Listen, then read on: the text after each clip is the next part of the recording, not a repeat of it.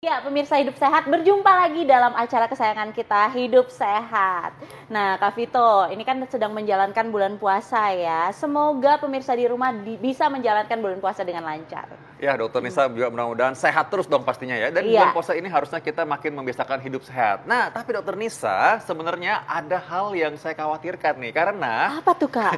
gini, kalau lagi bulan puasa ini kan, kita udah tahu sebenarnya santan itu katanya kurang baik. Tapi di antara bulan puasa ini sering sekali makanan-makanan bersantan depan saya gitu. Tapi tunggu dulu, Kak. Katanya selain santan ini kan ya identik dengan kurang baik, tapi masih ada manfaatnya loh. Nah, itu dia. Daripada kita katanya-katanya, nanti kita akan bahas bersama Dr. Ida Gunawan, spesialis gizi klinik konsultan. Nah, tapi kita bahas dulu sekarang sebelum itu mengenai takjil-takjil yang sering bertebaran di hadapan kita di bulan Ramadan ini. Simak dulu tayangan berikut ini.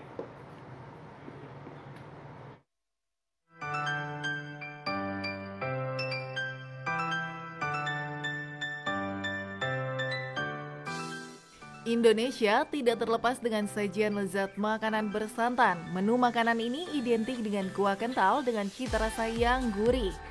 Hal tersebut tentu bisa didapat dari sari perasan kelapa tua atau kerap dikenal dengan nama santan.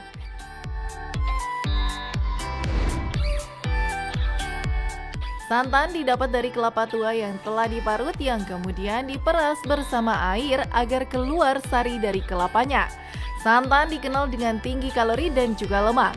Untuk itu berhati-hatilah ya pemirsa jika mengonsumsi masakan olahan santan secara berlebihan, sebab bisa mengancam kesehatan Anda.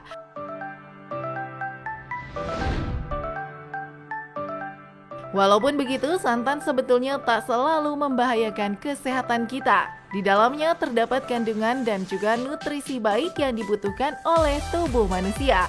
Benarkah hal ini? Ada baiknya kita simak yuk jawabannya bersama dokter di studio.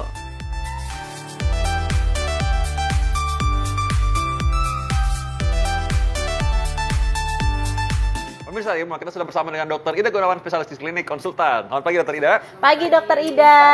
Langsung saja nih pembicaraan kita tadi ya. Katanya mengenai santan. Yang pertama adalah santan ini bisa meningkatkan kolesterol. Ini fakta atau mitos? Ya, ini adalah fakta.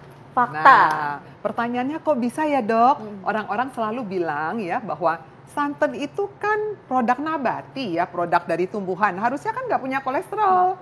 Betul sekali. Tapi teman-teman jangan pada lupa bahwa santan itu kandungannya selain kaya akan air juga dia kaya akan lemak.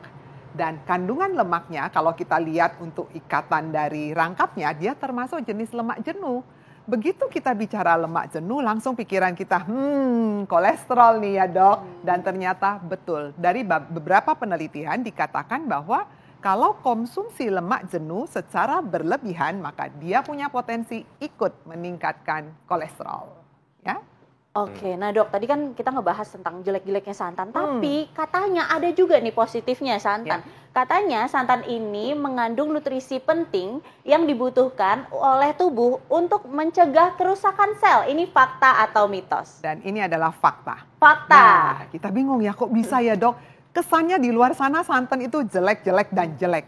Ternyata kalau kita analisis lebih dalam, santan ini memang kandungan lemaknya kira-kira ada 55%. Nah 55% ini kalau kita lihat dari panjangnya rantai si lemak, meskipun dia termasuk lemak jenuh karena ikatan rangkapnya tidak ada, tapi kalau lihat panjangnya rantai, ternyata kira-kira 45% dia mengandung MCT. Atau jenis asam lemak rantai pendek dan menengah. Dan golongannya adalah asam laurat. Nah, asam laurat ini dari banyak penelitian dikatakan dia mempunyai efek sebagai anti-inflamasi.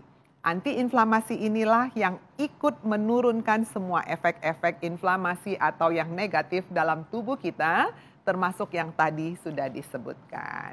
Ya. Nah, jadi kalau misalkan ada orang nanya-nanya ya, katanya ini kan lemak nabati. Nah, kalau gitu kan ada lemak baik, lemak jahat. Ini santannya lemak baik atau lemak jahat? Tapi nanti kita jawab di akhir acara. Makanya kita ikutin dulu ya fakta mitos ini sekali lagi ya. Nah, sekarang yang berikutnya lagi nih, ada fakta atau mitos ini. Kalau santan dapat meningkatkan kekebalan tubuh. Waduh, jadi kalau makan santan artinya nggak mudah sakit gitu ya. Fakta atau mitos? Dan ini ada betulnya. Jadi ini adalah fakta.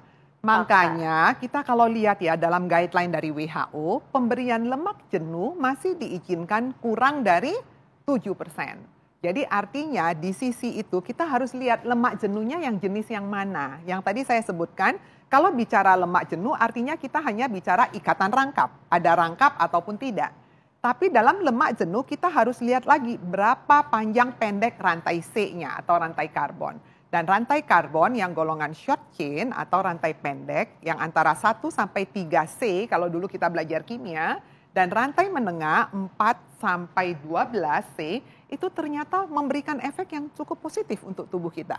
Yang memberikan efek yang kurang baik adalah yang long chain. Jadi yang panjang C-nya di atas 18 ya sampai very long chain itu juga mempunyai efek yang kurang baik. Salah satunya adalah atherogenic effect.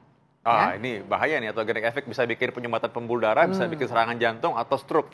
Makanya karena itu nih. Nah, tapi kalau santan-santan ini kan banyak nih beredar ya. Mungkin kalau dokter Nisan yang lebih sering masak nih. Tahu nggak? Kalau santan biasanya kalau santan ini untuk kesehatan kulit, katanya santan ini baik untuk kesehatan kulit. Ini fakta atau mitos? Dan ini adalah fakta. Tahu kenapa? Di dalam santan selain kita bicara mengenai lemak-lemak dan lemak, ternyata dia ada unsur lain di situ ya. Salah satunya adalah faktor mineral dan dia juga ada unsur moisturizer di situ. Dan faktor-faktor inilah yang dipakai sebagai pelembab untuk kulit kita. Oke, memang banyak ya manfaatnya, terutama santan ini katanya juga bagus untuk kecantikan rambut, Dok. Betul. Nah, ini fakta atau mitos bahwa santan baik untuk kecantikan rambut? Ya, ini adalah fakta ya. Karena ternyata minyak-minyak di situ tuh ada yang namanya minyak-minyak yang sangat bagus juga untuk sel-sel folikel rambut kita. Jadi yang namanya sel tubuh manusia, dia tidak hanya membutuhkan protein saja. Pasti di dalamnya dia juga butuh yang namanya unsur lemak dan sebagainya ya. Jadi memang cukup baik. Asal ingat ya, kalau kita bicara lemak, jangan dokter Ida tadi bilang, oh ini bagus ya punya efek antiinflamasi. Oh kalau gitu saya dari pagi sampai malam makannya santan tok. Harus ingat bahwa jumlahnya harus diperhatikan. Tadi saya katakan guideline WHO mengatakan bahwa jumlah lemak jenuh hanya boleh diberikan kurang dari 7% ya dari total kalori kita sehari. Oke, nah Dok Ida, nanti kita akan membahas mengenai bagaimana cara mengkonsumsi santan yang baik. Tadi kan udah dibilang ada positifnya ini, terus tapi negatifnya ini. Nah, itu akan ada di segmen selanjutnya.